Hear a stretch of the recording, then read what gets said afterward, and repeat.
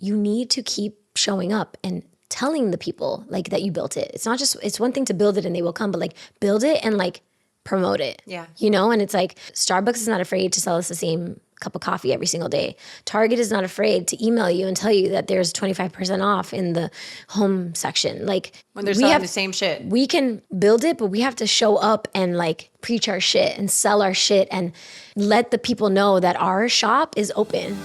Thanks to Sana Skin Studio for supporting the No podcast. Sana is a skin studio that is shifting the relationship with your skin and your products through goal-driven facials, real guidance, and clean skincare.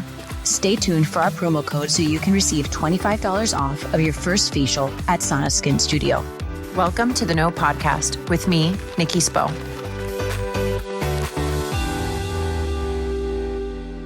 Okay, so Jamie is back for more.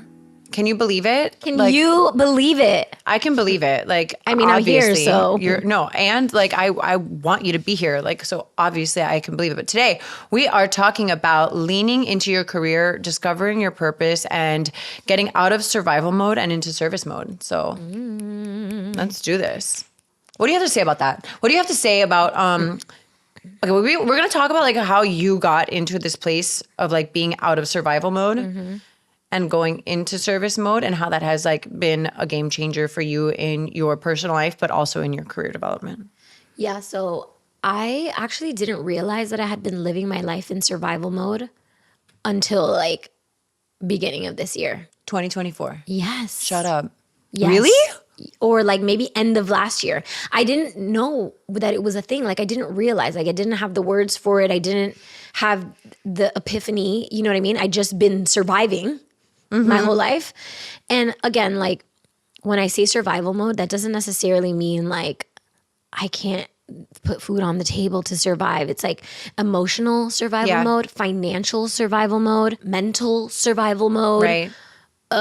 Like physical safety survival mode with like in relationships or, you know, with people, like so many different ways. Not just like surviving like an earthquake, God forbid. Right. Like, or like, it's like operating from this energy of survival mode. It's like so like just trying to get by. Like just trying to get by. Just trying to make it out of like this like, you know, race, like this weird race that we put on ourselves. Like it's also like a scarcity, trying to get out of scarcity, not only financially, but like mentally and emotionally and like in all the ways, like trying to get out of life is hard, finances are hard, relationships are hard, like trying to get out of this place to like thrive. Like what even is thrive? You know what I mean? Even what even is it? Because like even when I've shared this with you on your podcast before, I believe, like in the first year 2 and 3 of my business, I made 6 figures. Which is bananas. But I still was feeling like I couldn't breathe financially. Like I still was operating from a place of survival mode. You know what I mean? So it's like, even when I've manifested the things and I've healed so much, like I still had this underlying energy of I struggle. I am trying to survive. And I wasn't aware of it, is what I'm trying to say. Like I'd been doing all this healing, but I didn't realize that like survival mode was my like foundation of where I operated from. Where do you think you got that from? Do you think it was like something that was taught to you? Like, do you think it's something you observed? Yeah. Well, financially at least, like, again, like I wasn't poor growing up, but I did see my family struggle. I wasn't. Or like their attitude about money. Their attitude about money was scarcity. Like my parents, you know, claimed bankruptcy like twice in my life. Many times, like I would go with my friends to competitions with them and their parents because my parents dance team competitions, gymnastics, dance, and my parents couldn't afford to go. Like, you know, but again, then I got to go to dance and gymnastics competitions, so I wasn't like broke poor, but like it was the mindset and the energy around things where like, oh, other people have it better than us. We have to struggle, right? So like financially, yes, I had seen my parents be in survival mode. So then like I adopted that. But when it comes to like mentally and emotionally, I just think that like growing up, I say this all the time, I feel like I lived life alone mentally and emotionally a lot because my parents were not the type, didn't have the awareness or the capacity to like nurture me emotionally. Yeah. sure, they put food on the table. They make sure I had a roof over my head. My mom washed my clothes. She made me dinner. My dad paid the bills. Barely.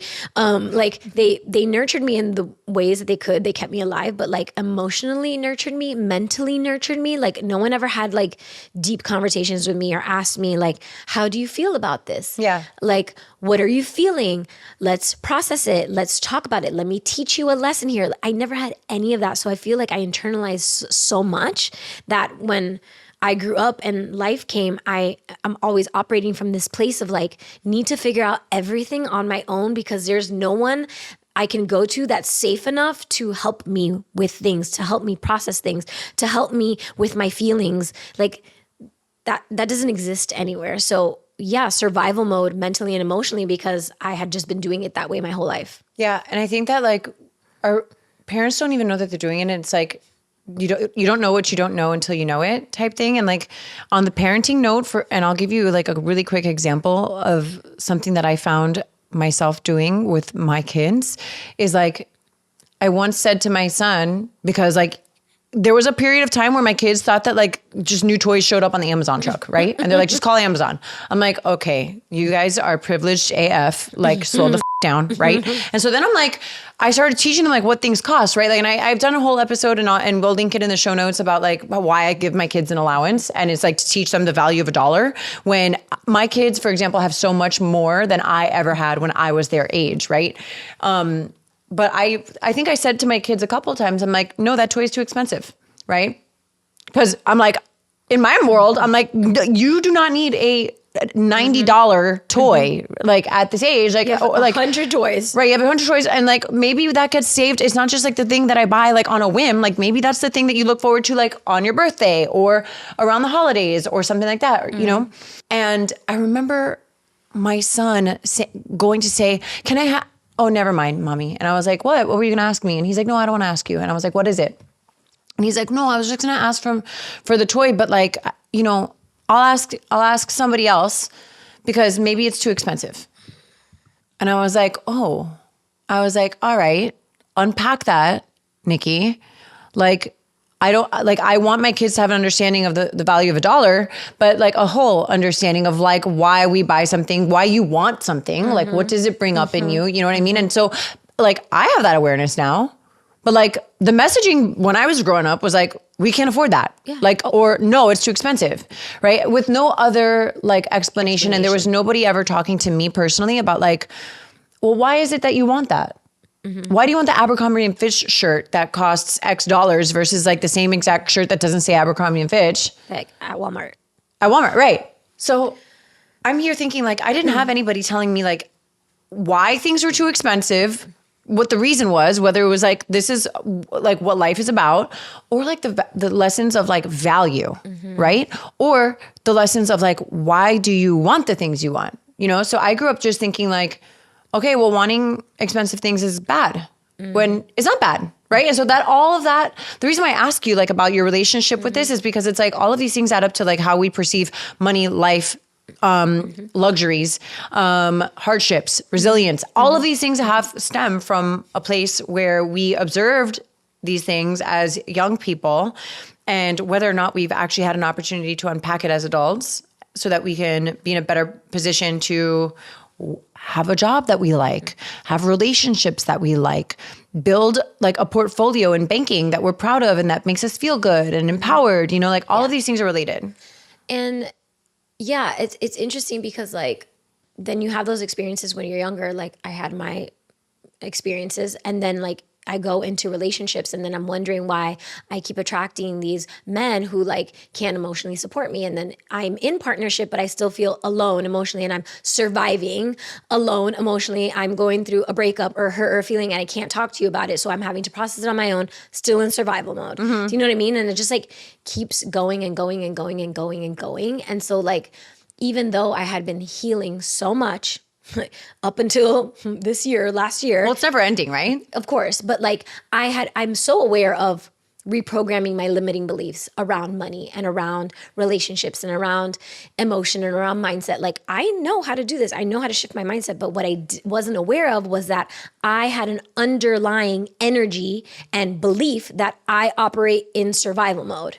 You know what I mean? Like, it was so sneaky.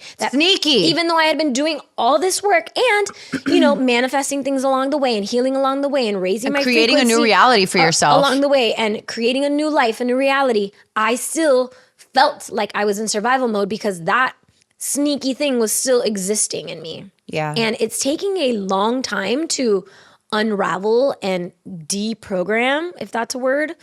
And like, even when I had the realization that I was operating out of survival mode, it doesn't just mean that I get to go into thrive mode. That's it's right. like, okay, I had the realization. How do I shift out of this place? Especially when I don't know what it looks like or feels like to thrive. I don't know what it feels like for my nervous system to be relaxed. I don't know what it feels like to not worry about money, even though I've made 6 figures. I don't know what it looks like to allow someone to hold space for my emotions. I don't know what it looks like to have a mindset where I feel safe and relaxed and peaceful in it, even though I've reprogrammed my mind for years upon years, because survival mode exists in all these places. Yeah. And I'll have like a small example of that, like in dating, right? Mm-hmm. It's like, since like being divorced and starting to date, I've had people that I know I definitely don't feel safe with, right? And then I have people that I'm like, oh, I feel like this man is holding me emotionally. And it is so foreign to me. That I'm like, self-sabotage, let's go. Now press the button to self-sabotage because this is not familiar. This is now uncomfortable. Oh my gosh, it feels uncomfortable to be held and be treated well. I'm like, oh my, right. Launch the dynamite. Blow this shit up because I don't. And I've had to really work on that because I'm like, I'm okay. Like, I say I want XYZ in a partner, right? But like, I have to reprogram my brain to be able to like hold space for that. For that reality and to be able to respond to it well. Like, and those are not easy things. And so you can think about it in terms of like a relationship or a career. One thing that I've learned over time is that the antidote to survival mode is service. And that's ultimately like what we're here to talk about, because like for us, I think each of us, like I learned that in recovery, right? That being of service to another person who is sick and suffering actually helped my own recovery process. Mm-hmm. And so like going through like all the things that I went through, whether it was, that year, the 2022, which was so hard for me with my mom passing away and me being pregnant and my son having cancer and going through my divorce, like all of these things at once, like the antidote to my surviving that was being of service. So how have you been able to do that, like in terms of your career and like your coaching and like all of the hundreds of thousands of women that you help? Yeah, I have so much to say about this because this has been what my entire year has really been about so far, 2024. I think that when I first got into coaching, it was from a genuine place of service, wanting to help people, because I had been helping myself for so long. Yeah. I had gone on my own healing journey and had healed myself of a lot of things and manifested a lot of things. I was like, I want to help people do this. This is so cool. And at the beginning of the pandemic, where I had nothing to do but like sit with myself, I learned how to love myself. Yeah, that's nice.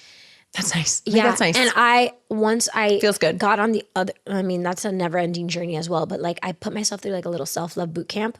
And when my self-love boot camp was over, where I was like, holy shit, I just learned what it means to love myself. This is so cool. I want to teach people this. And I started coaching, right? Even though it was the scariest thing ever because I'd never done it before. It was really like with an intention of service. And that was cute for a while until like then my survival mode started to kick in. Sneaking back in. Started sneaking back in. And it was like, but you have to pay bills. And dance no longer exists anymore because we're in the middle of a pandemic. So this is your means of money. You need to make money. You need to make money. You need to make money. You need to make money. You need to make money. You need to make money. And it was like, okay, the let me help people went somewhere in a closet. I don't know. Wow. I don't know where it went. But like that honesty that you would even say that out loud, like that's legit right there. Well, the thing that I'm currently learning about survival mode is that survival mode means caring about me. I only have the capacity to care about me. Survival mode means only caring about me. Or like if you have kids, right? Like, yeah. I need to figure out how to keep my kids alive, right? Right. Obviously, but like you don't have the capacity to like care about people. That's been my experience. Like, and I do care about people, right? Right. But my survival mode trumps that, overpowers that, because I have to figure out how to care about me. I have to figure out how to heal myself from this heartache or this mindset that feels daunting, or pay my bills is so fucking loud that it's like, I want to care about you, but I gotta pay my fucking bills. Well, it's hard because like then there's also like you gotta fill your own cup before you fill the cup of other people, right? So it's like there is a delicate balance. Like you do have to take care of yourself.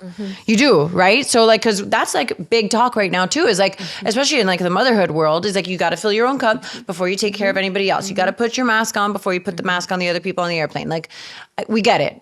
Yeah. But I do firmly believe that like getting out, like the way through into like the way through survival into a space of thriving is through service. 1000%.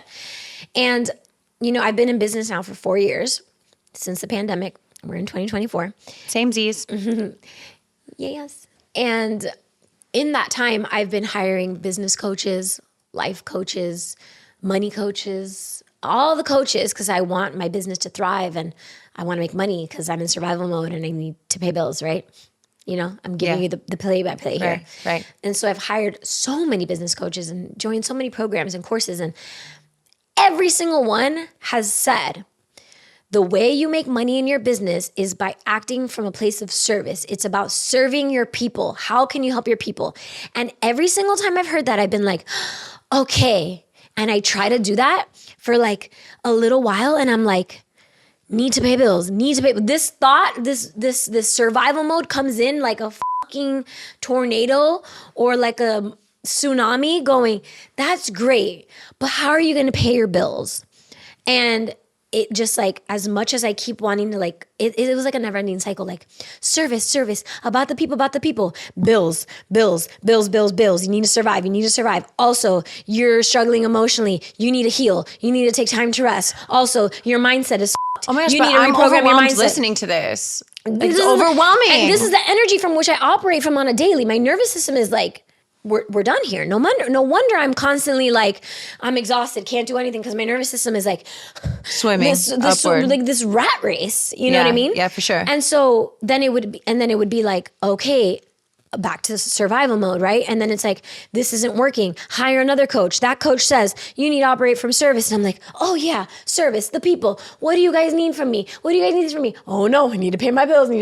And it's like, the cycle is just like never ending. And it's like, I've made the 6 figures from push and force and survival mode, and then still feel broke as fuck after making 6 figures. It's not enough because survival mode is running this engine, is running this ship, right? Wow. So when I had the realization, maybe end of last year, after hearing it like over and over and over and over again, that service is the antidote to survival. Still not really like it's not hitting. It's not landing. Because survival mode is so strong. Right. It's like, so when I had the realization of I'm in survival mode, oh, that's where I've been operating from. Oh, that's what's happening. Oh, that's why I still feel broke even after making 6 figures. Oh.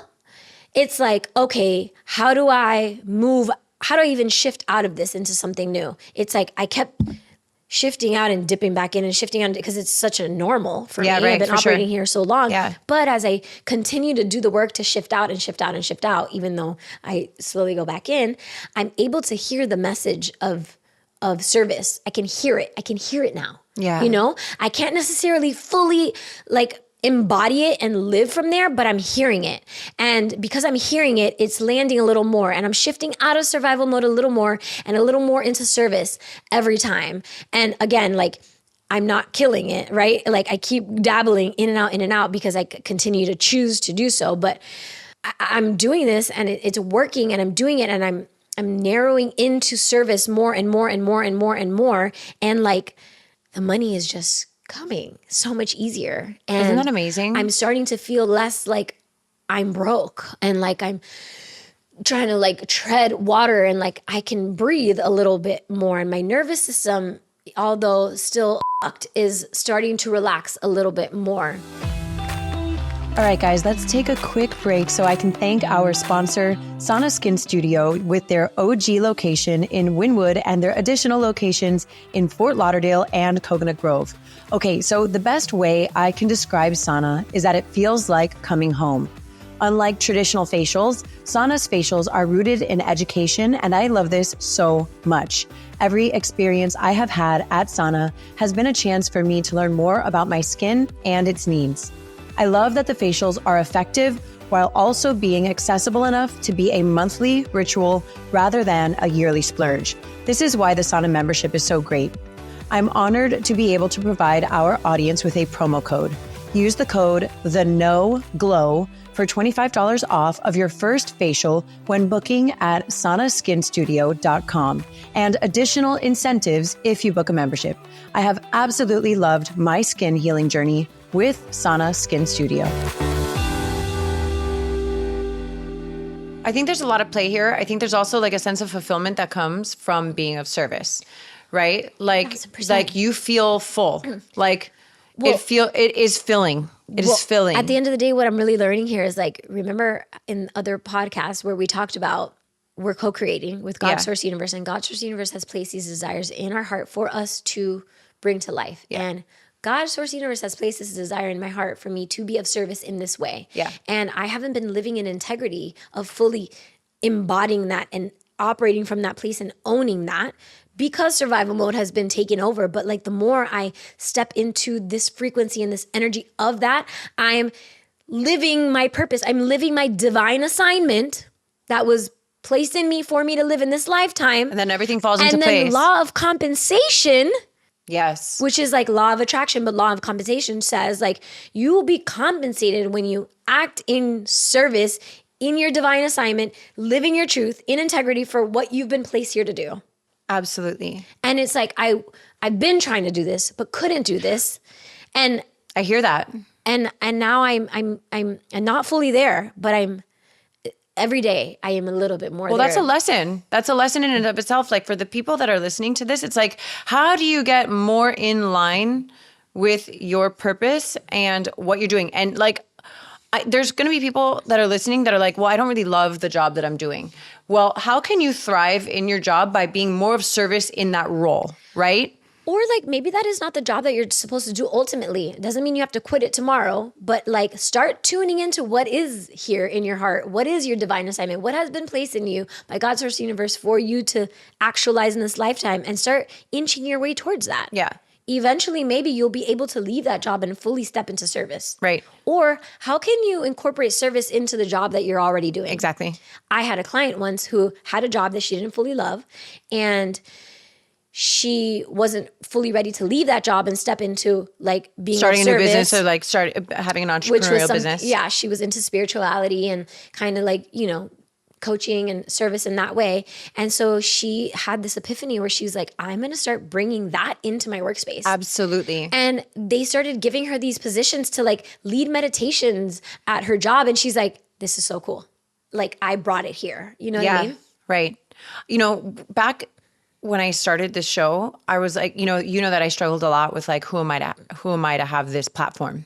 Who am I? Right? Who am I? And there were a lot of messages coming at me from the outside of like, who do you think you are? Who do you think you are? Who do you think you are? Also matching your belief system. Right. So like the outside messages that I was receiving, they were matching something that I already kind of like believed about myself. Like, who am I to have this? It was a reflection of your inner world. And everything was reflecting it, right? Like everything. So it like took a lot of courage for me to actually step into this place and believe that like, okay, maybe I sound stupid. Maybe I'm not, like, maybe what I'm saying isn't landing, but I believe that I am helping one person. Like I've got to be helping one person, which has now morphed into, as you know, like me starting this like digital women's community. You know, like I have a goal of having 10,000 women in this group, right?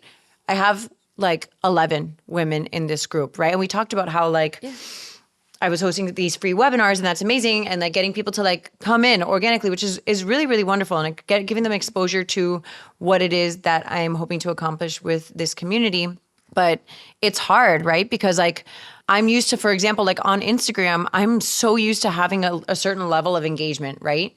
And then I'm like, okay, well, I'm starting this new thing, right? And just like I did with this podcast, like, so my podcast numbers when I started weren't as high as like my Instagram engagement numbers, right? Now they are starting to get high, right? So now I'm like, okay, let me start this new thing where I can be of more service, right? Like a deeper service where this podcast is great and anybody can access it. How do I be a deeper service to people who are like really committed to doing the inside work and like the way that you connect with your clients, really right? hold space for the people, Right. like individually, Exactly. like having the conversations Right. with them. But then I'm starting that and I'm like, oh, but the numbers aren't there. The numbers aren't there. The numbers aren't there. The numbers aren't there. I have to consistently like check my ego at the door and be like, drop into service because ultimately you are here to serve these people. And I love that you said that because the ego really like with you gets in the way of you operating from service. The ego, survival mode, which I feel like my survival mode is my ego. I'm not sure. Either way, they work in cahoots together to keep me from being in service. And like you said, right? Like people listening to this, how, if they're resonating, like how do you go from survival mode to thrive mode or from survival mode? How do you do it? To service? It's like as often as possible, remembering that service is the way and choosing it over and over. And when your ego gets in the way, when survival mode gets in the way, you say, I see you, thank you, but I'm going to choose service. I see you, thank you. I know. I hear you. You've been here my whole life. And I'm going to go this way instead. And I'm going to just choose it over and over. And it's coming back to it over and over and over and over and over again. So there are people, obviously like coaches like you or me if I have an online women's group or I have this podcast or like therapists and doctors that are living in their service of helping and healing people, you know, that is what they are committed to, right? And they are healing people. They are serving people. Like for me, it happened in a really, and these people, we are being compensated in some way, right? Like the law of compensation, right? This has directly worked in my life during that year that I told you, like the year of hell for me, because it wasn't like I was going out and doing service for a reward. I was serving to survive. And it's literally what kept me alive. Like it's what keeps me from not going back into drinking alcohol. It's what keeps me to be strong in front of my children when I have a kid losing his hair going through chemo, right? Was being of service. And that wasn't something that I was monetizing on. My benefits, like the law of compensation, came after in the way that I am free now. Like in the respect that I have for my life and for the hardships and for the resilience that I've built and I see in other people building every day when they're going through tough shit. Like talk about being in survival. We talk about like being in financial survival, emotional survival and all these things. Like what about the real life survival shit? Like when you actually are having to survive the real life f***ed up stuff, right? You still lean into service because that is the antidote to the pain and suffering. Yeah. And something you said was like, compensation is not only like monetary compensation. 100%. It's like I'm being compensated energetically, with joy, with pleasure, with peace, with connection, with like relationships like that are making their way into my life that are like pouring into me in ways that I've never been poured into before. And I'm like, I'm being compensated because I'm stepping into this energy and stepping away from survival mode. Well, something that I also keep coming back to is like, if I build it, they will come. Like if I build it, they will come, right? Like if I build this place of service, there will be people to serve. That's how churches exist. You have to build the church. You have to build the space and the people will come so that you can serve them. And we talked about this the other day on the phone, but like, it's easy to say that and it's easy to start there, right? That's where I started with my coaching business. Like, oh, I'm going to help people. If I post the flyer, like they will come. And they did until it's like, then they stop coming or they don't come as often or like, you know, one came and it's like, okay, how do I get more to come? Same for you. Like, oh, I have 11 people. Like, not enough. It reminds me of the conversation we had the other day when you were telling me on the phone, like, oh, only 11 people have signed up. And I'm like, you need to keep showing up and telling the people like that you built it. It's not just, it's one thing to build it and they will come, but like build it and like promote it. Yeah. You know, and it's like how I said, Starbucks is not afraid to sell us the same cup of coffee every single day. Target is not afraid to email you and tell you that there's 25% off in the home section. Like when they're selling the same shit. We can build it, but we have to show up and like preach our shit and sell our shit and let the people know that our shop is open. For service. For service. Like, ugh. What a thought. And that's where people I think fail is like they get in their egos because they're like, I want to be of service. I have this amazing idea. Like it feels like a divine assignment. It feels so aligned. This is it. And they show up and they talk about it one time and like 100 people don't flock to it. And they're like, ego shows up and they're like, you're not good enough. People don't care. This isn't good. It's not working. And it's like time, consistency, like show up and sell your shit like Starbucks sells a fucking cup of coffee. So, you know, I've been doing these Ask Me Anything things, which are new again because like I didn't trust the public for a long time. They were in timeout. The public, I put y'all in timeout. I mean, they rightfully really, so. They like made their own bed, like whatever. Maybe not that many people want to know, but I have a feeling people want to know the stuff. Yeah, they have no filter, so. Right. So they were in timeout for a while. Now I'm like in a place where I can like better navigate their craziness. But I started doing these Ask Me Anything blurbs on my Instagram lately. And one of the questions was like, what advice do you have for somebody who wants to start a podcast? And something that I heard on Tim Ferriss's podcast was that there's a graveyard of podcasts that have 5 to 20 episodes, right? Because people think they have something to talk about and they're like, oh, it would be fun to have a podcast. Having a podcast is not like... For the faint of heart. It's not. You have to be willing to show up over and over and over again and serve in your language. Whether that's, I don't care if you have an entertaining murder mystery podcast, you know, like what is the purpose of that? To entertain people through telling the stories of murder mysteries.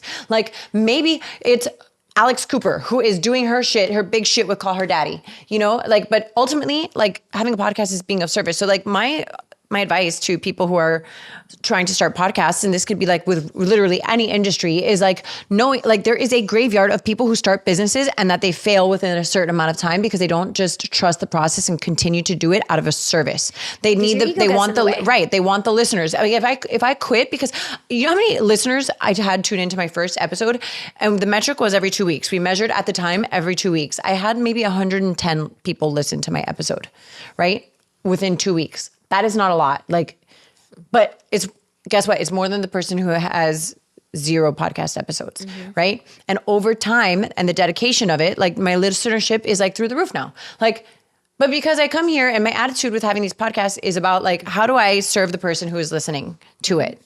Right? And truly believing that something I say or you say or whoever it is that I'm hosting is going to say something that's going to hit with people. Yeah. And for the people that have the graveyard podcast. Right. And like, no offense to them. Like I have a lot of graveyard things that I started and my ego got in the way and then I felt not good enough and I didn't continue doing it. But it's like, that's where you have to come back to, why am I doing this? Am I doing this for the likes and the views and the follows, or am I doing this to help people? Because right now where I'm operating from is for the likes and the views and the follows, because I'm caring about that and I'm wanting to quit because that's not happening. Yeah. So I'm not in integrity with my divine assignment. I'm not in integrity with my service. So come back. I think like something that's a really good example of this is, and we've talked about this on the phone before, is like how you've transitioned from being a professional dancer into this coaching space, right? Mm-hmm. Because like, let's face it, like when you were posting your dance outfits with your booty hanging out and you shaking your shit, people liked it. Right? Don't get me wrong. Like I was, and you'll still do it, right? That's cool. But when you're like transitioning, it's like, and we've talked about it too. It's like, how many likes did I get when I posted old pictures of my family? Everybody loved that shit. Yeah. You know? To this day, if I post my ass or I post myself dancing, thousands of views. If I post a quote, an affirmation, like 10. Or like how many people stopped following me? Like I lose hundreds of followers on the daily. But I would like, rather have fewer followers that are with me and invested in the message than like hundreds of thousands or millions of followers that are curious looky-loos who are not invested, right? Because ultimately, like I'm serving those people. Well, also your divine assignment, right? You being of service is to help the people who are also assigned to you in this lifetime for you to help them. So like if I'm losing followers, it's like, okay, we were in alignment before when I was posting my ass, and like now that I'm of service, we're no longer in alignment. And that's so okay. Like I don't need you to be here then. And that's okay. Right. Because there's a plan here. Right. Everybody's matched to each other.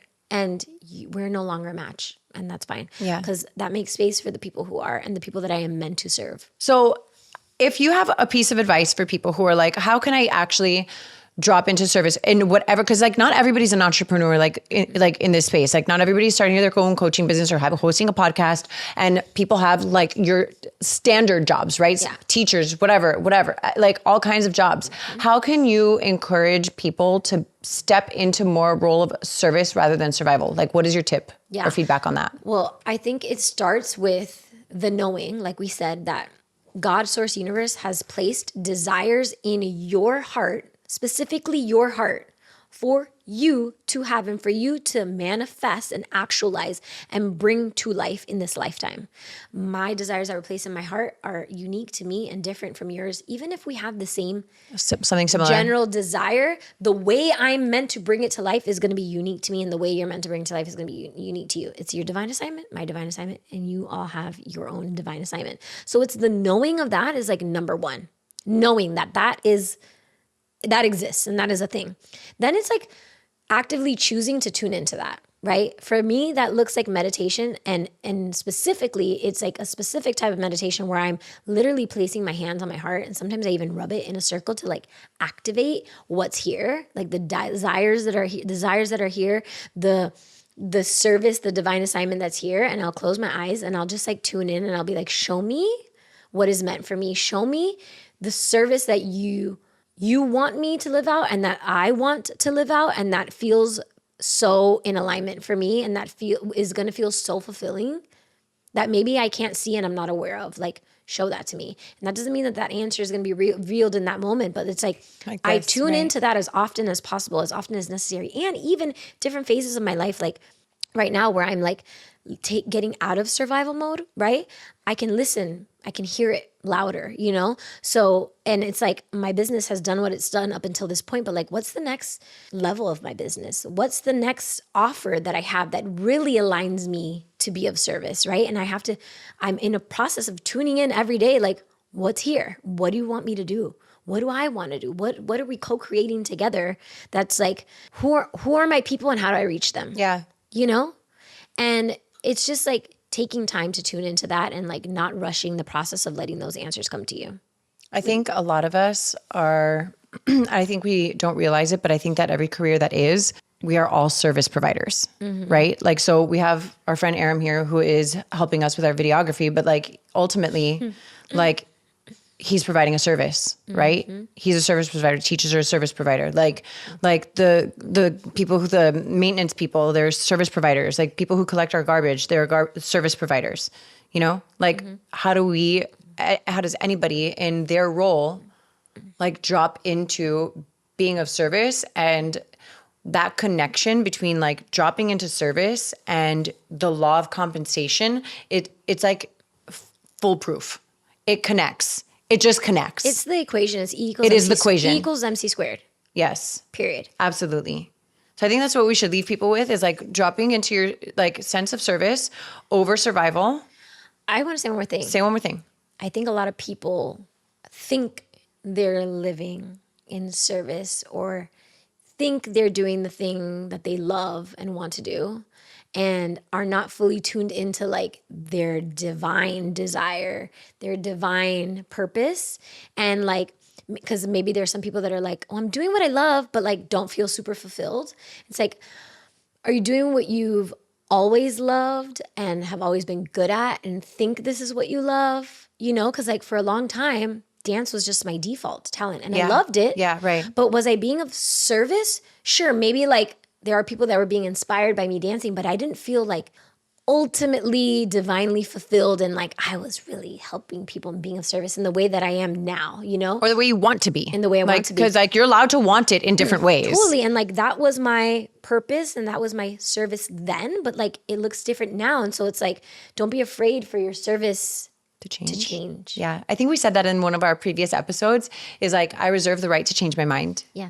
I think she knocked. Oh, come in, entra. I could be wrong though. No? Let's see. Maybe Ruby will say hi to us. Ruby girl. Hi, cutie mama. Hi, mamas. Come, Ruby. Hi. Hi. Hi. You say hi, everybody. Say hi. Hello. Hi. Ruby girl. Hi. Ruby girl. Hi, mama. What are you eating? Hi. Oh my gosh, I'm so happy. You should have seen her when she saw me. She was like, yes, mama's here. Ruby, tírame un besito. Un besito. Mwah. Un besito. Un besito. Oh, you smell like food, Ruby. Yeah? Oh, she Well, wants mama. It's service time. It's service time. Oh, We love a hug. We love a hug. We Oh my love God, we you see her love face right now? sweeties. I'm Is it dying. so cute? Is she being so cute? Yes. Yeah. And Rosie's here. Come on, Rosie. Come on, Rosie. All right. Hey. Well, this is me dropping deep into my service for the rest of the day. I think that I have reached my time limit. And I'm going to be of service to Rosie for the rest of the day. Yay. Right, Rosie girl? Hi, mamita. Right? Yeah, she's a mother. She's a mommy. Rosie has something to say. mommy. What do you want to say to people? Huh?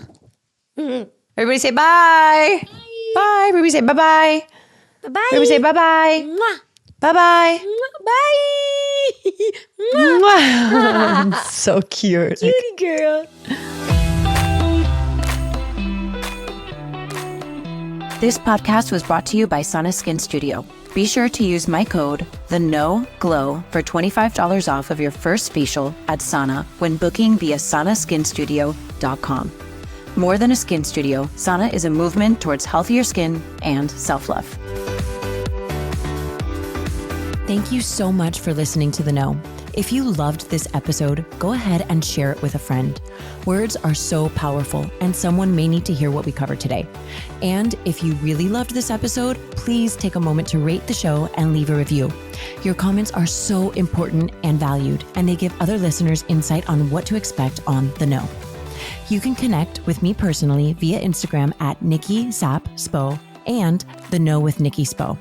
My hope for you today is that you are fearless in looking inward so that you can be your highest, most authentic self and go after the life of your dreams.